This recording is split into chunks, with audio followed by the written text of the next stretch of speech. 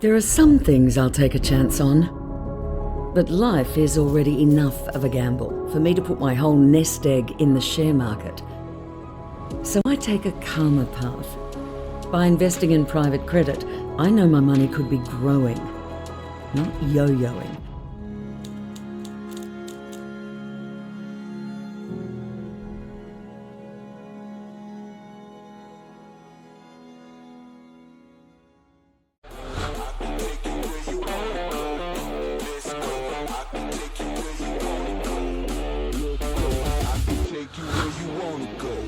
From Barangaroo Studios, the AusBiz COB is the key stuff you need to know about the day in business and finance.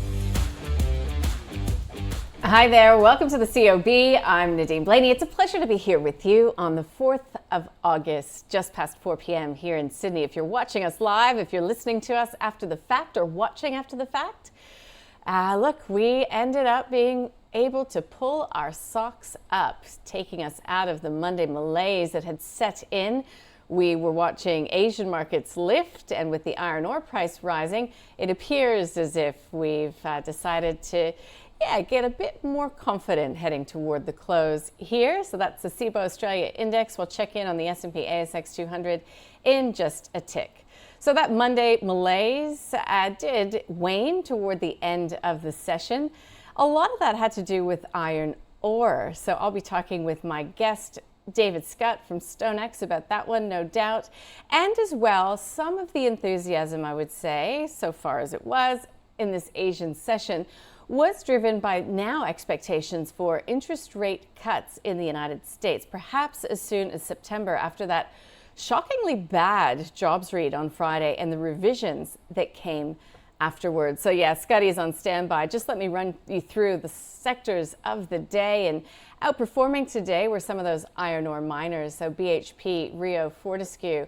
BHP and Champion Iron looking pretty solid. Rio, though, still coming under a bit of pressure. Gold absolutely knocked it out of the ballpark. Regis Resources up by 3%. Northern Star putting on close to 6%.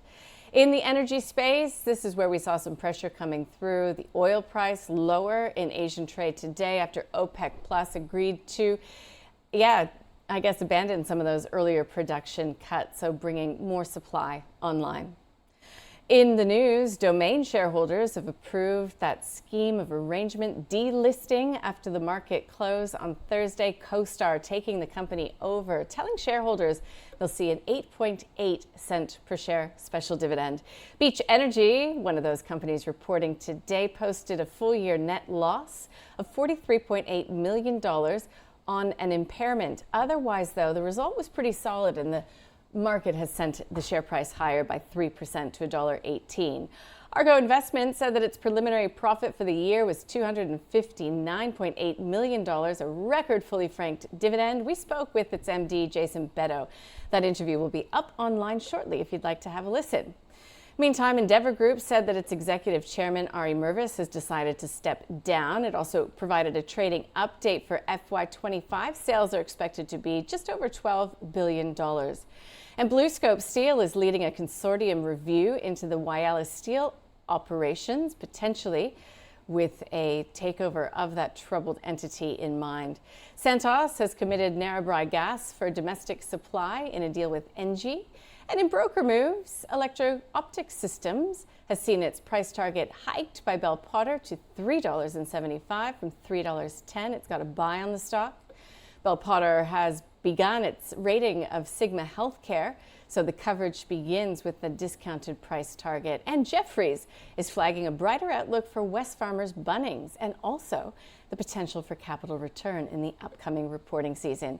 If you missed the past hour, the close from 3 to 4 p.m., I was joined by Adam Dawes from Shaw & Partners and Henry Jennings from Marcus Today. We'll get that up online if you'd like to have a listen to what companies they're hanging out for this reporting season and their take on reporting season thus far. All right. A very warm welcome to the COB, David Scott. That's from StoneX. David, Scotty.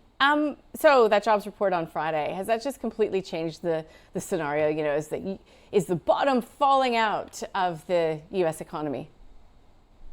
Yeah, mate, great to be back.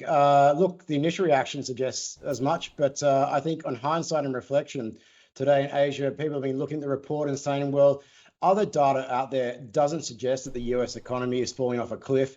So why would a lagging indicator be suggesting that in the first place? And I'm not really surprised to go and see a bit of a bounce back that we've seen today. We can go and keep all the rate cuts in place for the time being, but the recessionary fears are likely to be probably allayed for the time being. Okay, so no recessionary fears there. Do you think that the Fed will cut in September? I mean, not just being bullied now by the president, but perhaps by the market? Potentially. Look, we're 90% priced for a 25 basis point cut. It's going to take something pretty spectacular to go and change that up. But this is going back, this is actually looking at a chart from the Fed funds futures curve between June of 2024 and June of 2025 this year. And this shows the reaction that we saw to the payrolls report back in July 2024, which was, of course, very, very weak and got people concerned about a US recession. And at one stage, pricing in over 8 25 basis point cuts. And then, of course, we fast forward, there was 4. And so when it comes to the longer term trajectory, yes, to answer your question, I think we will see the Fed going cut in September. There's enough evidence there to suggest that potentially policy is still a little bit restrictive. But are we going to be looking at 100 basis points worth of cuts that markets have got priced in now out to June next year? I'm a bit skeptical given concerns about the inflation outlook. Okay, so is this also, I mean, we heard that the statistician was fired from the U.S. Department of Labor in the wake of that jobs read. But I mean, is it something to do with the seasonality of the data set as well?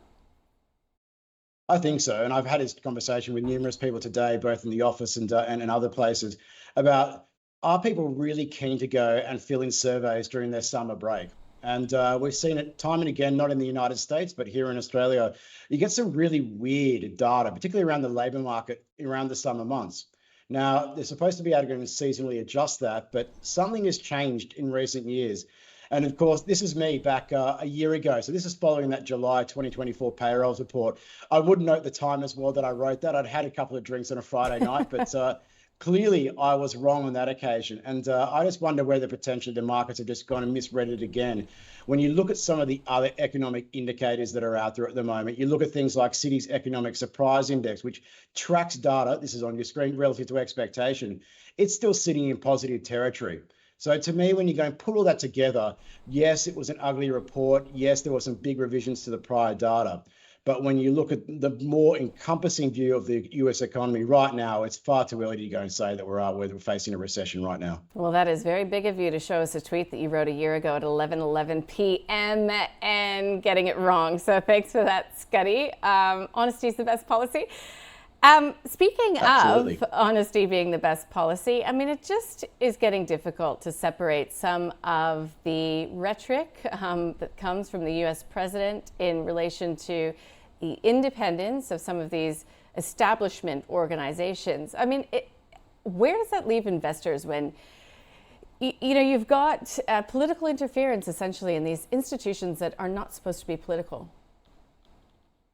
You're right. And that is the longer term concern. And it really came to the forefront on Friday, not only because of what we saw with the other head of the BLS getting marched out the door within 3 hours of the actual report coming out, but then we saw Fed Governor Adriana Kluger also go and make a shock resignation. Now, yes, she was a Biden appointee, but she was only appointed in 2023 and had a long time left to go and run on her governorship. Now, the fact that she's just stepped aside opens the door for another Trump appointee to be put in place. And just begs the question, where is monetary policy going to be really set for? Is it going to be set for the economy or is it going to be set for political purposes?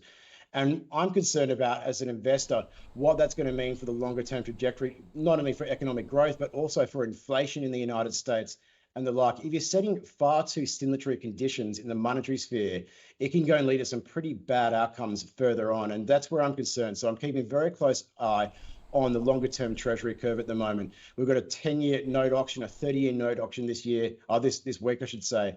And that's going to be really, really important because we're not too far removed from that risk that we saw back after Liberation Day of that sell America trade, that people will just start to go and mistrust the US and the US administration. And that is not a good sign for anything out there at the moment. No, the bond market's going to get all hot and bothered about that one would think.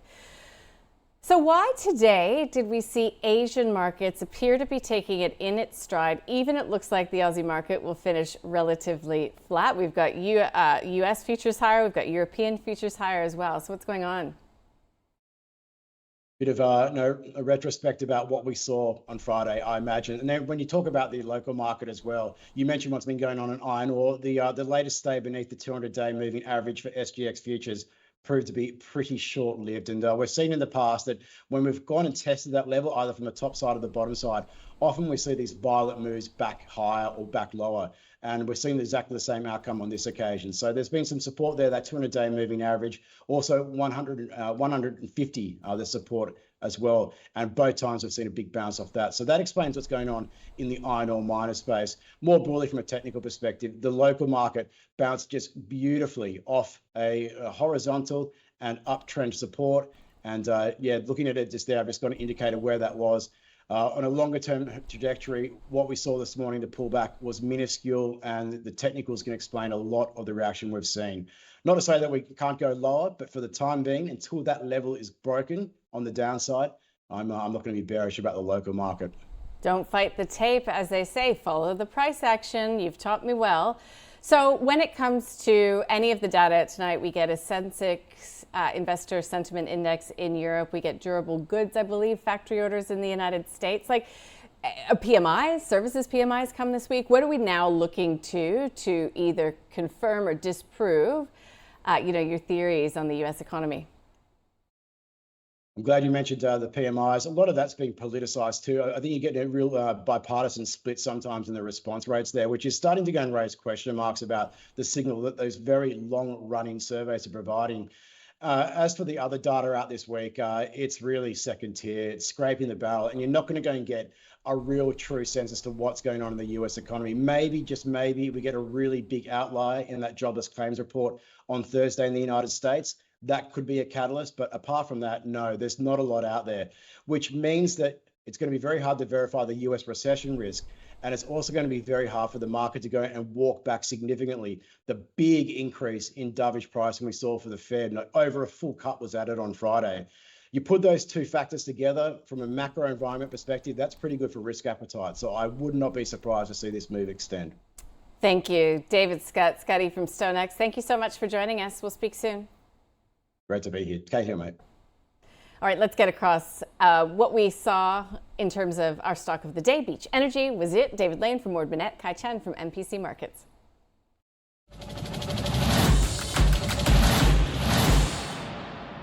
Market wasn't overly surprised by the result itself, but were pleasantly surprised by the increase in that dividend, because that was actually something that the share price had suffered from in their February report, because Beach has a very, very strong cash flow that we're only paying out about 16% of their free cash flow in the way of dividends. So a lot of the analysts were hoping that they would actually increase their dividend and reward shareholders. In terms of their fundamental figures, they have improved it quite a bit. So their sales volumes increased 16%. Their realised oil price is decent as well. So, they're increasing their profit margin. So these are all good things for the company. Maybe it might not have been as much as the market expected, but it's been a very volatile sector over the last year, as we saw with a lot of the other oil and gas stocks. So Woodside, Santos and Karoon, very, very volatile. It's last year's been incredibly difficult for energy. But we're obviously over that Middle East conflict, we did see it spike up, and over the last 2-3 months, the energy sector has been recovering.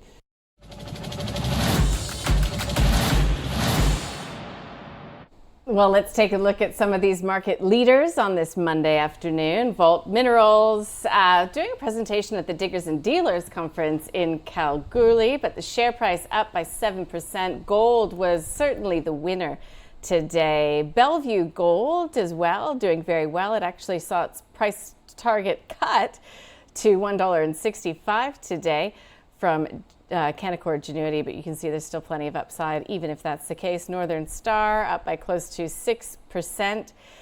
Value opportunity emerging in Northern Star, but the risks are still there, and that's according to Ord Minnett, Ramelius and Genesis Minerals on that list as well. Some of those that did lag the market today, look no further than XYZ. Block not looking very strong at all, off by about 4%. And we've got Alcoa as well. So Alcoa off by 3 3/4%. So it is exploring the feasibility of a gallium critical minerals production in WA. Don't forget, we did have results coming out from Alcoa in the US. Capstone Copper, Fletcher Building, and Sims Metals. In the small to mid-cap space, look at 4D Medical up by close to 14%. Amplia Therapeutics as well, up by 11% to 26 cents per share. Flipping the page, Digital X doing very poorly today, off by 12%. LIS Energy as well. So a bit of trouble in those relating to Bitcoin and digital assets, as well as Star Entertainment. How low can it go? At 8 cents, shedding a further 8.7% after the sale of its Brisbane Wharf complex did not go to plan. All right, as far as tonight, the Centix investor confidence is expected to rise from 4.5. Factory orders in June in the States expected to have fallen, with durable goods orders for June being finalized, currently estimated at minus 9.3%. And in the week ahead, we've got jobs data out in New Zealand. We get the RBNZ inflation expectation survey. Also, the Bank of England rates decision. We get the trade balance here locally, and we get China's trade balance and inflation. So plenty of data to keep us occupied throughout the week.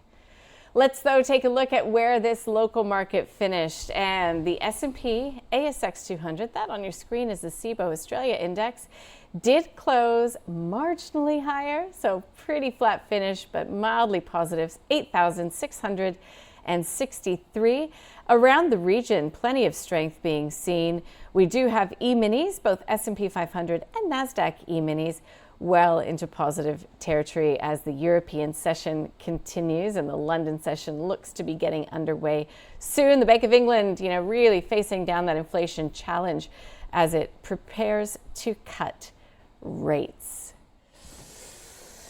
Well, that is the COB for this Monday afternoon. We look forward to joining you tomorrow. If you've missed anything from today, you can always catch up online at ausbiz.com.au throughout the evening. Have a good night. The COB is brought to you by Montgomery Investment Management. The world is volatile. Your financial future doesn't have to be. Find out more at montinvest.com.